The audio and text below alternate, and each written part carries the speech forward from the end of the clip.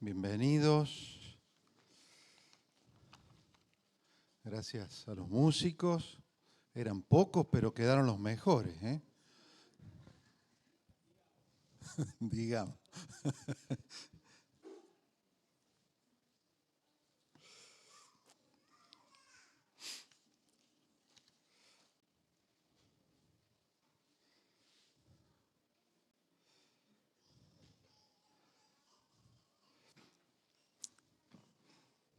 Mi oración en estos días, cuando uno se está preparando, es que el Señor me dé las palabras que cada uno de los que iban a estar acá sean las palabras justas, ¿no?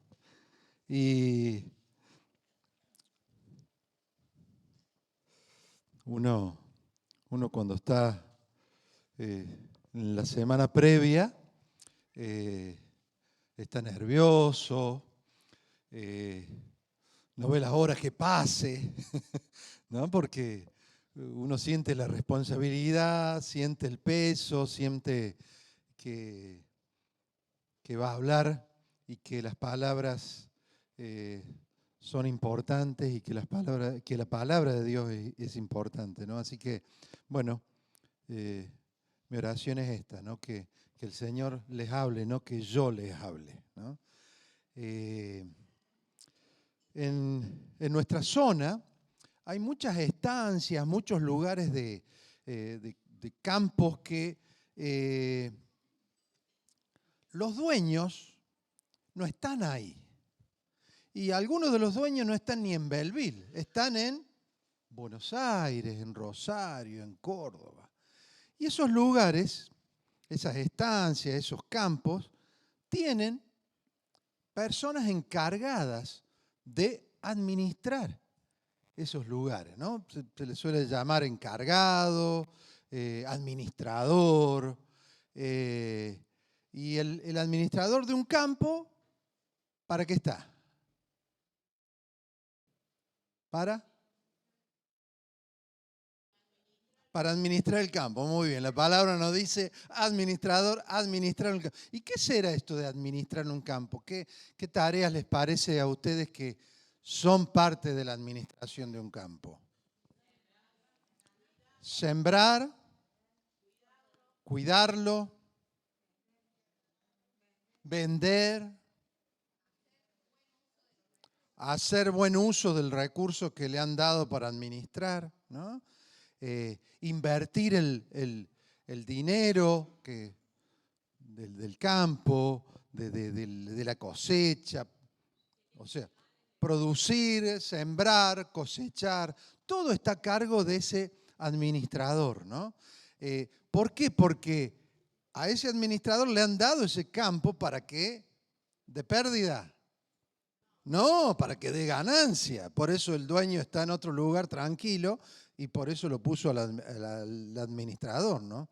Hay una palabra que suele usarse también para esto, es mayordomo, ¿no? El mayordomo es el administrador, el encargado. Es el que administra los bienes de otro, ¿no? No son propios. Es una persona a la cual se le confía una propiedad o se le confía algunos bienes de otra persona para que produzca ganancias. Y el tema de esta mañana tiene que ver con ser administradores, no dueños, ¿no? Le puse este título porque me llamó la atención, ¿no? El administrador no es dueño. El administrador administra algo que es de los demás. Y fíjense que desde el principio de la creación, Dios encargó al hombre y a la mujer la administración, el gobierno de la tierra y de los seres vivos, los peces, las aves del cielo y todos los animales. Fíjense lo que dice Génesis 1, 28.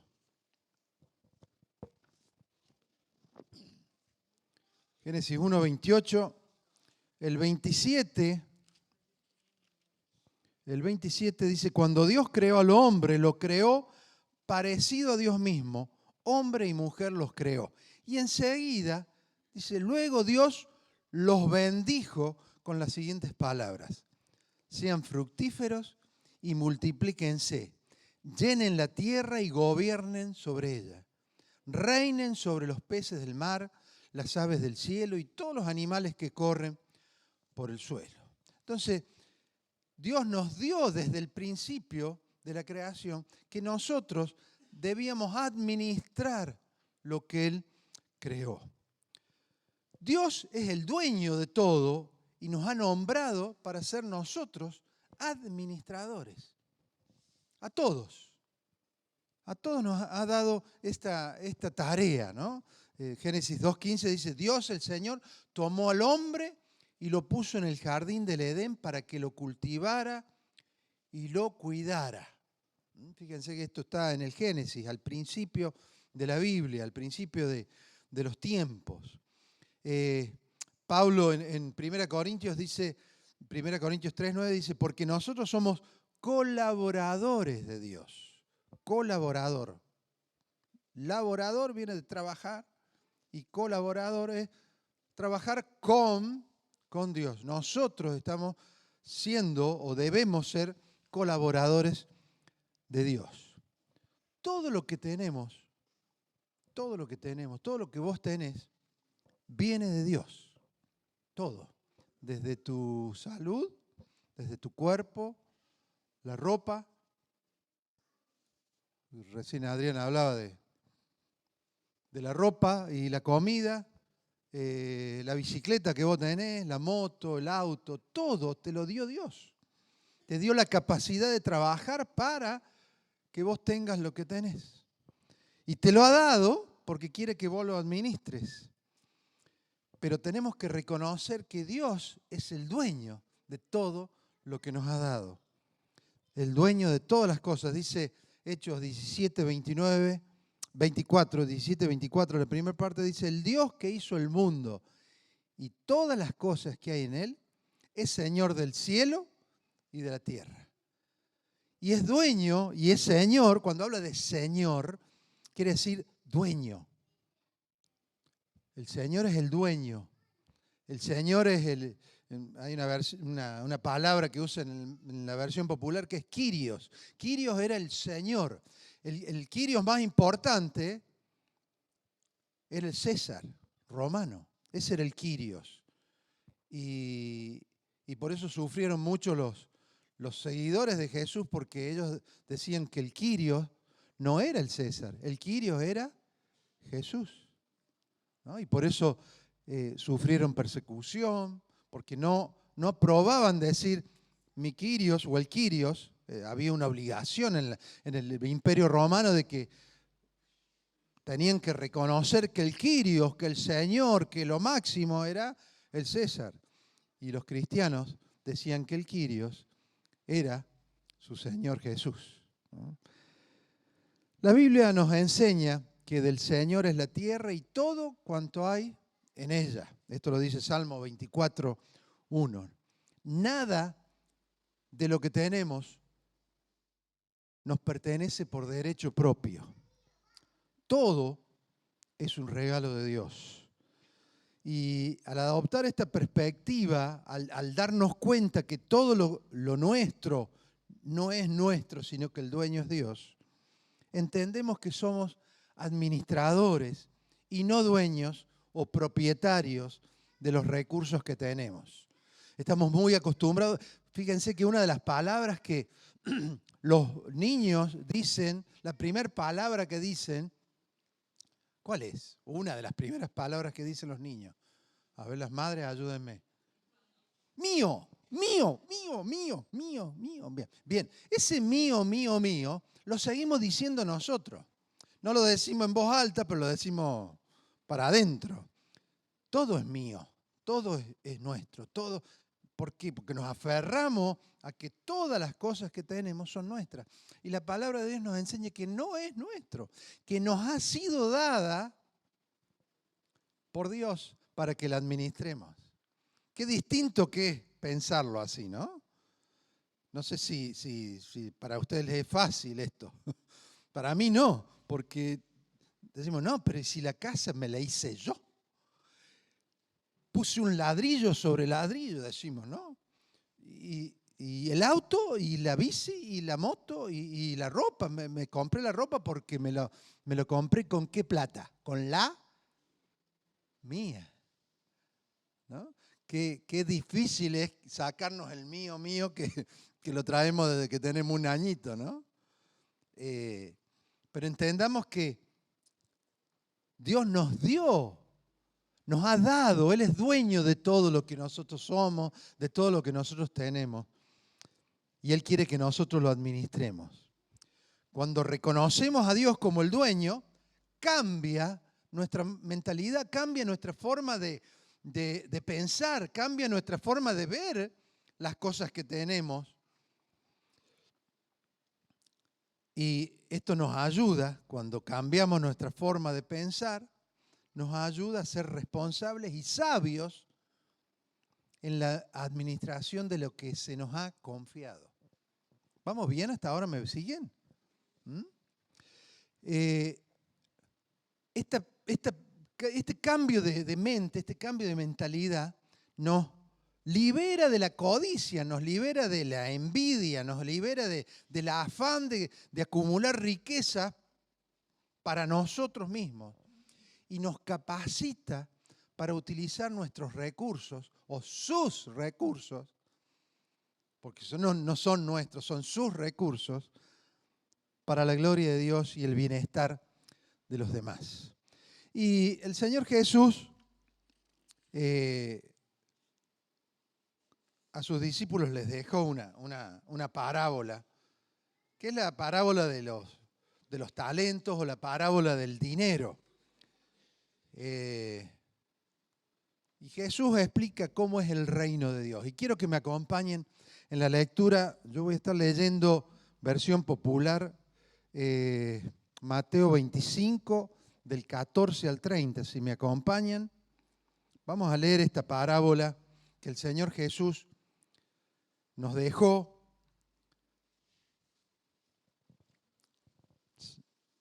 Mateo 25, desde el 14 al 30.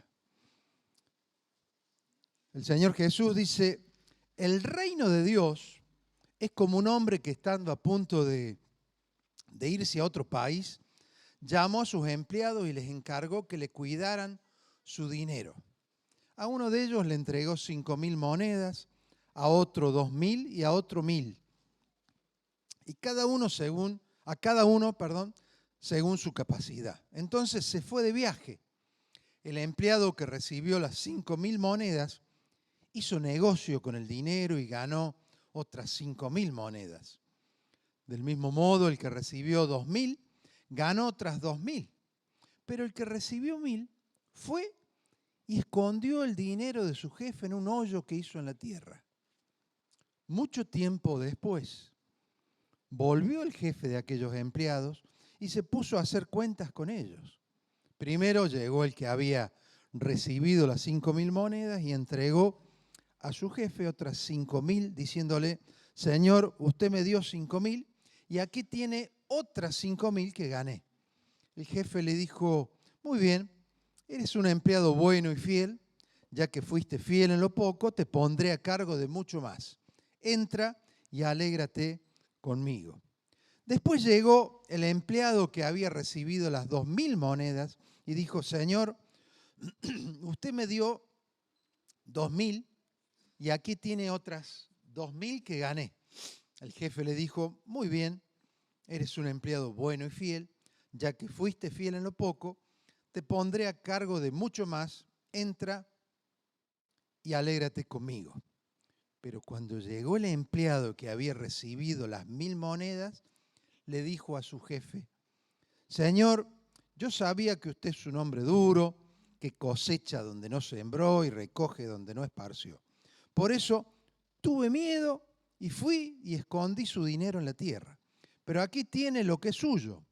El jefe le contestó: tú eres un empleado malo y perezoso, pues si sabías que yo cosecho donde no sembré y que recojo donde no esparcí, deberías haber llevado mi dinero al banco y yo, al volver, habría recibido mi dinero más los intereses.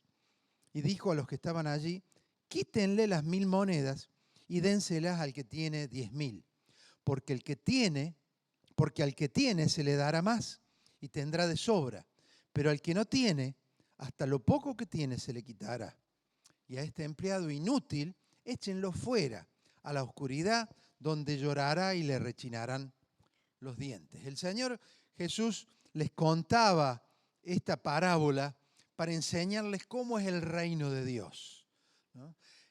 Aparece un dueño, un señor, un jefe y 3 siervos. A un siervo le da 5.000 monedas y el que hace con las 5.000 monedas las multiplica por 2, ¿no? A otro le da 2.000 monedas y también las multiplica por 2. Y a otro siervo, a otro empleado le da 1.000 monedas. ¿Y este qué hizo? Lo enterró, lo escondió y lo guardó, ¿no? Había como una costumbre en la época de cuando tenían que esconder cosas valiosas, no había caja fuerte. Entonces la caja fuerte que había era la tierra, ¿no? Entonces hacían un hoyo, hacían un pozo en el piso y escondían eso. Seguramente lo deben haber marcado con algo, porque si no después, como los perros buscando el hueso, ¿no? Pero era una costumbre de la época hacer un pozo para esconder algo valioso, ¿no? Y este tercer empleado agarró, lo escondió, lo guardó, ¿no? Bien, algunas enseñanzas con respecto a esta parábola. Vamos a ir viendo las enseñanzas mezcladas un poco con la historia, ¿no? Es una historia muy conocida por ustedes. El primer punto, son 4 puntos. El primer punto es que Dios da a sus hijos diferentes capacidades, dones, nos da tiempo, nos da oportunidades, nos da posibilidades, situaciones en las cuales tenemos que vivir. El dueño dio de lo suyo a los siervos. Lo que Dios nos da no es nuestro. No es el don de la persona lo que importa acá, sino lo que importa es cómo lo usemos. Dios nunca exige de nadie habilidades que no tenga, pero sí exige que cada persona use al máximo los dones que tiene. ¿Para qué? Para ser de bendición para otros, para extender el reino de Dios, para que otros conozcan de Dios. También de la parábola podemos aprender que sea cual fuere nuestro talento, pequeño o grande, debemos ponerlo al servicio de Dios. Dios confía en nosotros, por eso nos da. Nos dio, nos da. Así como este señor, este dueño, les dio estas monedas a estos siervos, ¿no? Pero nos da para que lo usemos y multipliquemos esto para bendición de los demás. El segundo punto es que nos da un tiempo. Fíjense en el versículo 19, dice, mucho tiempo después, volvió el jefe de aquí. ¿De qué nos está hablando esto? De que el Señor nos da un tiempo. El Señor va a volver y nos va a pedir cuentas de lo que nos dio, de lo que nos da. Nos da un tiempo para usar, para administrar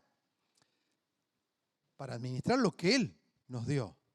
Nos da circunstancias, momentos especiales, oportunidades que a veces son irrepetibles, son únicas las oportunidades y debemos aprovecharlas.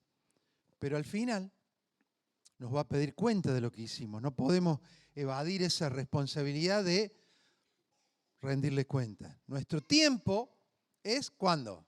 Mañana. No, es hoy. Nuestro tiempo es hoy. No sabemos qué va a pasar mañana. No importa nuestra edad. No importa que seamos niños, adolescentes, jóvenes, más grandes, adultos. no importa, el tiempo es hoy, mientras estemos vivos, mientras podamos administrar lo que Dios nos dio.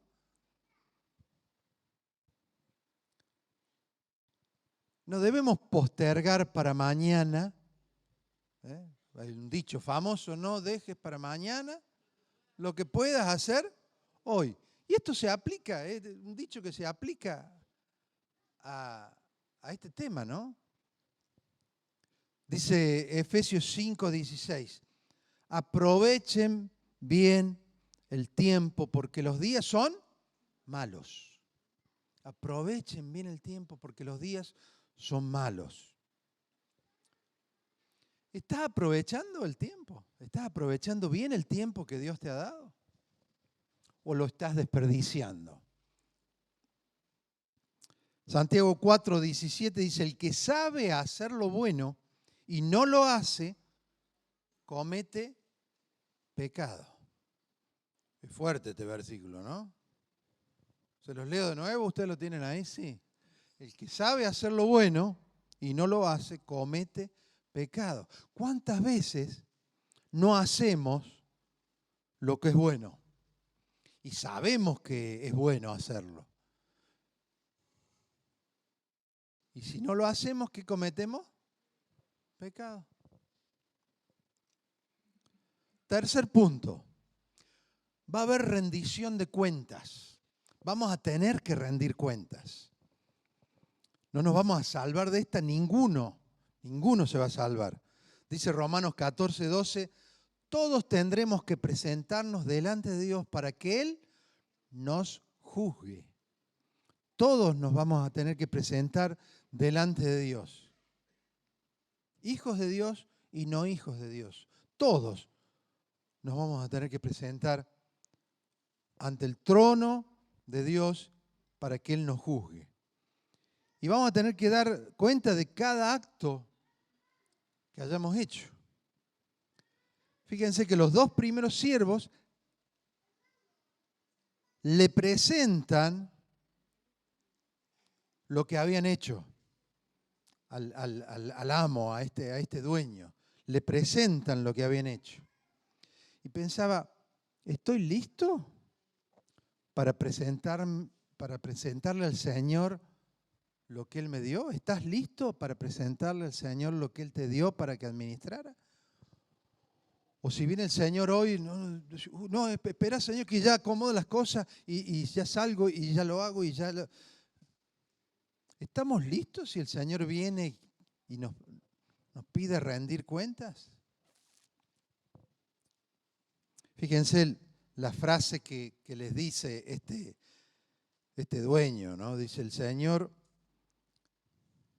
el versículo 21, dice, bien, buen siervo y fiel, sobre poco has sido fiel, sobre mucho te pondré, entra en el gozo de tu Señor. A los dos primeros siervos le dice la misma frase, ¿no? Fuiste fiel en lo poco, te voy a poner en lo mucho, entra en la presencia, dice en el gozo de tu Señor, ¿no? Venía a disfrutar del gozo de tu Señor. A los dos los felicita de la misma manera, reconociendo su fidelidad. El ser fieles al encargo que les había hecho. Y fíjense que dice, sobre poco has sido fiel. Preocuparnos en las pequeñas cosas con el máximo de nuestra capacidad es el secreto de la fidelidad. Debemos preocuparnos en las pequeñas cosas con el máximo de nuestra capacidad. Es el secreto de la fidelidad. Que podamos poner todo nuestro empeño en que lo que el Señor nos dio sea bien administrado. ¿Qué estás haciendo con lo que Dios te ha dado? Preguntas para hacernos, ¿no? ¿Qué estás haciendo hoy con lo que Dios te ha dado? ¿Estás poniendo el máximo de tus capacidades en administrar lo que el Señor te ha dado? ¿Estás siendo de bendición con lo que el Señor te dio?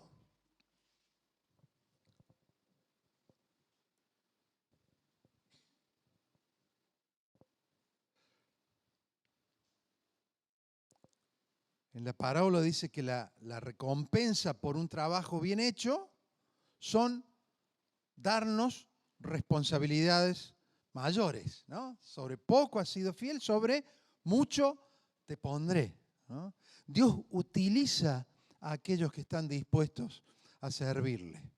Así como vemos en una empresa un cadete que empieza haciendo los mandados, anda a comprar los bizcochos, mandale esta carta a tal persona, pero cuando ese cadete va tomando confianza, le van dando otras responsabilidades porque es fiel en lo que hace y con el tiempo seguramente le van a dar un puesto, no de cadete, sino ya de un operario, de administrativo, porque muestra su fidelidad, muestra su confianza. De la misma forma, Dios cuando nos da, ve cómo nosotros administramos lo que nos da. Y si somos fieles, nos va dando más cosas para que nosotros podamos servir, para que nosotros podamos ser de bendición para los que están a nuestro lado, para nuestra familia, para nuestros vecinos, para nuestros hermanos en la iglesia. ¿Por qué? Porque Él quiere que vayamos desarrollando nuestras habilidades dadas por Dios, ¿eh? Y que vayamos creciendo y que vayamos aprendiendo y que no nos estanquemos, ¿no? Sino que vayamos creciendo en servicio y en fidelidad, ¿no? En ser fieles con lo que se nos dio. Fíjense qué pasó con el otro siervo, el tercer empleado. Utiliza tres palabras para calificarlo, a ver si las buscan. ¿Cuáles son las tres palabras que utiliza? ¿Cómo es este siervo? ¿Cómo? Perezoso, perverso o perezoso, perverso, negligente, dice otra versión. Vago, dice otra versión. Inútil, dice otra versión. ¿Qué títulos, no? Y él se define como miedoso. Tuve miedo, por eso escondí, ¿no? Tenía todas las cualidades. Y pensaba, digo, no seré yo este, ¿no?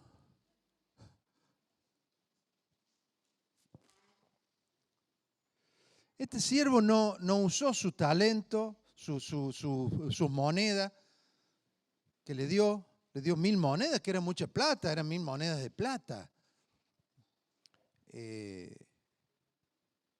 No hizo nada, lo escondió, enterró algo que no era de él, lo enterró.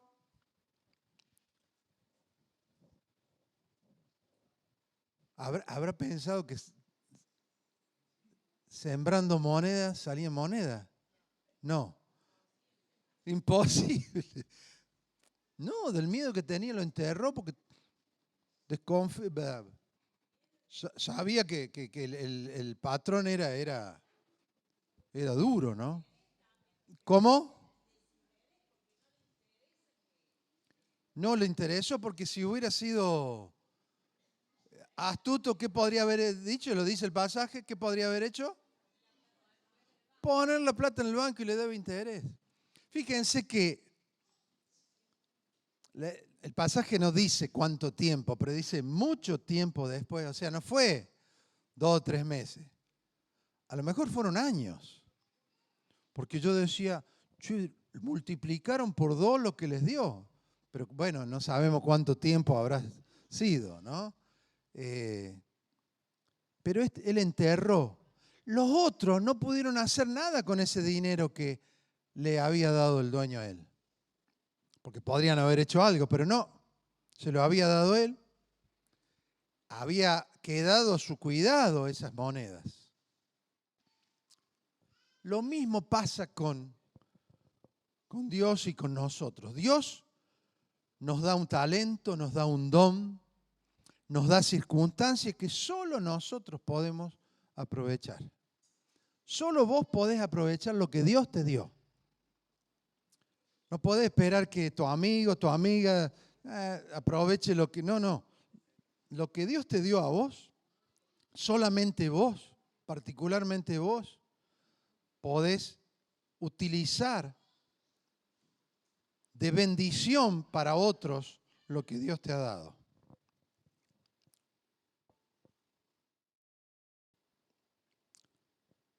Siempre es una tentación para el que no tiene más que un talento, decir, tengo tan poco y puedo hacer tan poco con esto que no vale la pena intentarlo, ¿no? A veces podemos pensar, pero Señor, si yo tengo tan poco, no vale la pena. Déjalo a aquella que tiene más, que le diste más. Y fíjense que la persona que es castigada, este tercer siervo, es la que ni siquiera intentó hacer nada. No intentó hacer absolutamente nada.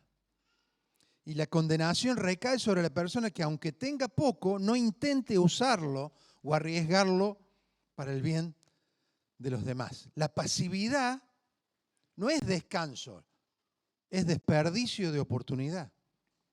La pasividad no es descanso, es desperdicio de oportunidad. ¿Crees que tenés poco? ¿Que no tenés dones?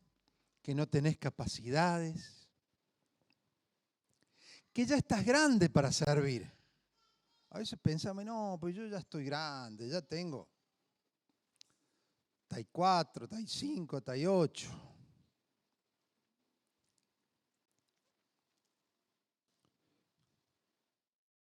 No subestimemos lo que Dios ha puesto en nosotros. Podemos haber sentido, pensado que nuestras habilidades no son suficientes, pero Dios no se equivoca en asignarlos a cada uno de nosotros. Me preguntaba, ¿qué significa hoy esconder o guardar en la práctica? Y pensé algunas excusas muy comunes que muchas veces el enemigo utiliza y nos pone en nuestra mente. Y a veces pensamos, y cuando me acomode, ¿vieron eso? Cuando me acomode, no sé cuándo nos tenemos que acomodar. ¿Cuándo nos vamos a acomodar? Cuando me acomode. Cuando crezcan los chicos. Cuando termine la casa. O cuando amueble la casa. Cuando me compre el auto, la bici, la moto. Cuando me jubile. Son como cositas que dan vuelta en nuestra cabeza, ¿no? No sé si alguna vez pensaron alguna frase. ¿Se les ocurre alguna frase que solemos utilizar? A lo mejor no la decimos, pero la pensamos. ¿Se les ocurre alguna frase?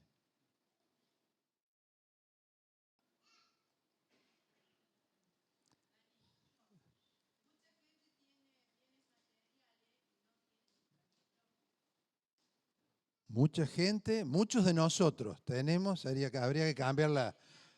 Tenemos bienes materiales, pero no tenemos amor al prójimo. Está bien.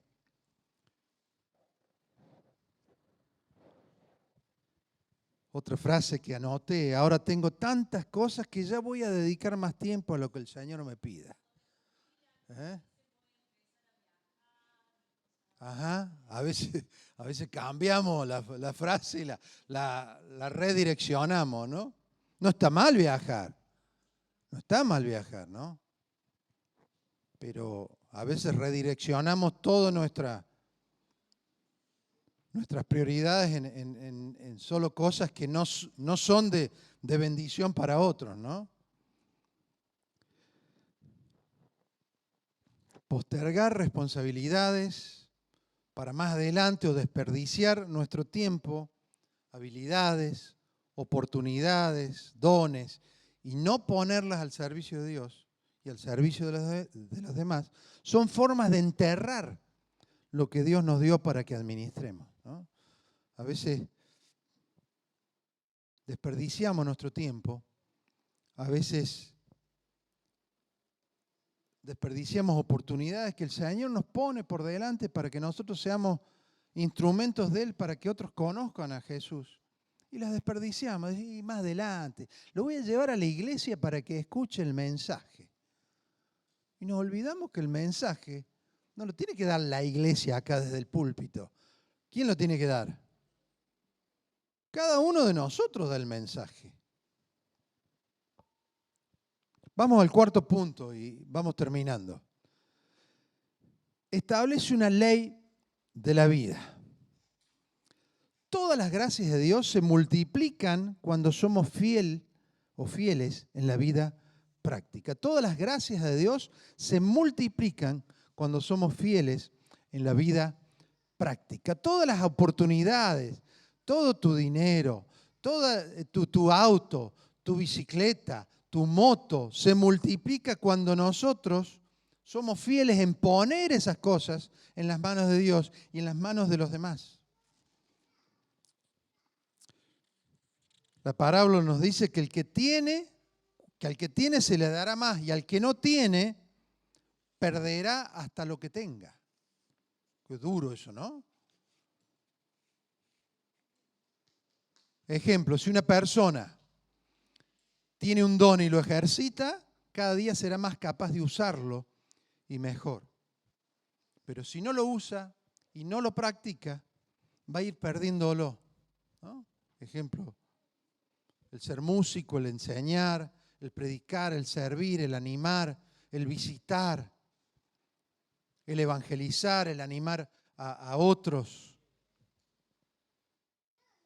Y acá hay una clave, que la única manera de administrar, de conservar lo que Dios nos da, es usarlo en el servicio a Dios y de los otros. Se lo repito, la única manera de administrar, de conservar lo que Dios nos da, es usarlo en el servicio a Dios y de los otros.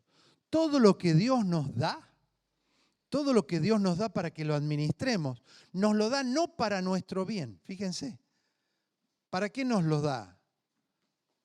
Para que lo administremos, ¿para quién? Para los demás. Para que el reino de Dios pueda crecer. Para que más personas lo conozcan, para que más personas se comprometan con Él, ¿no? Recordemos que todo lo que tenemos no es nuestro, no es tuyo. Lo que vos tenés no es tuyo. Es Dios quien lo puso en tus manos.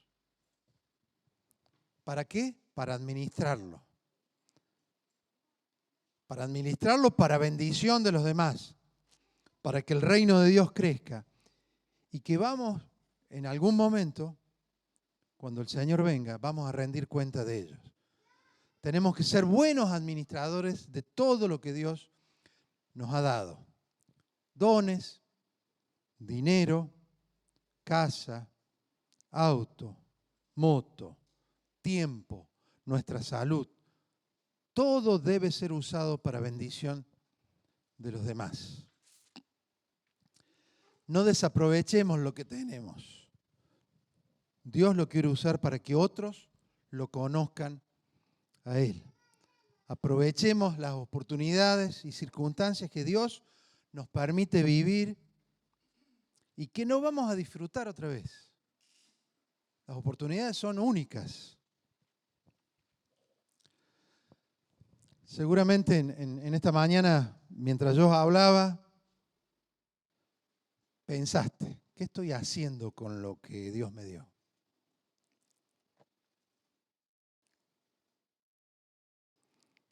¿Qué vas a hacer con lo que Dios te ha dicho en esta mañana? Yo quiero que tengamos un momento de silencio, de oración y que tomemos una decisión. Si tenemos que tomar una decisión de qué hacer con las cosas que Dios nos ha dado.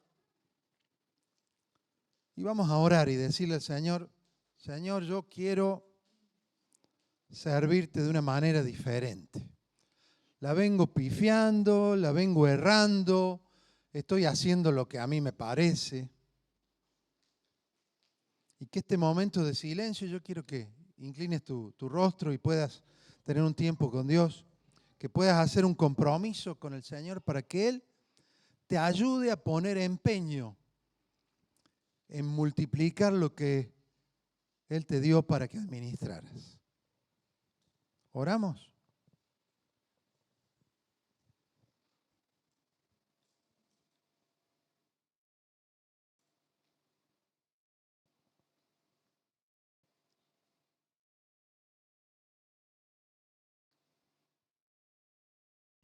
Puede ser un tiempo para pedirle perdón al Señor y decirle, Señor, perdóname porque no estoy usando lo que me diste, lo que me estás dando. O agradecerle también todo lo que Dios te ha dado y te da.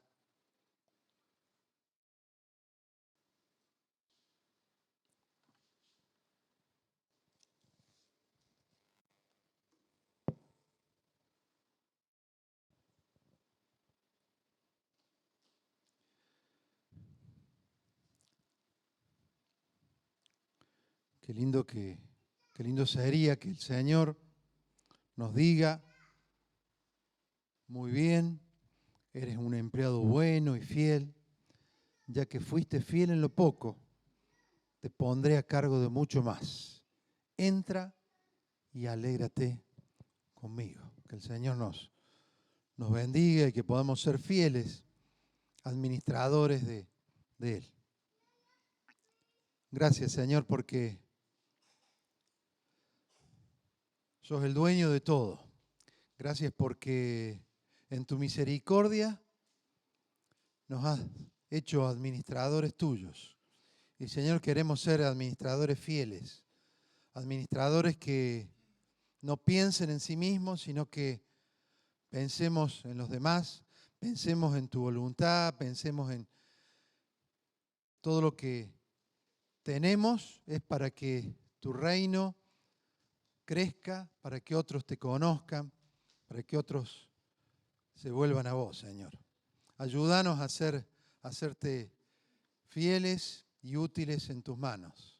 Todo esto te lo pedimos en el nombre precioso de tu Hijo, el Señor Jesús. Amén.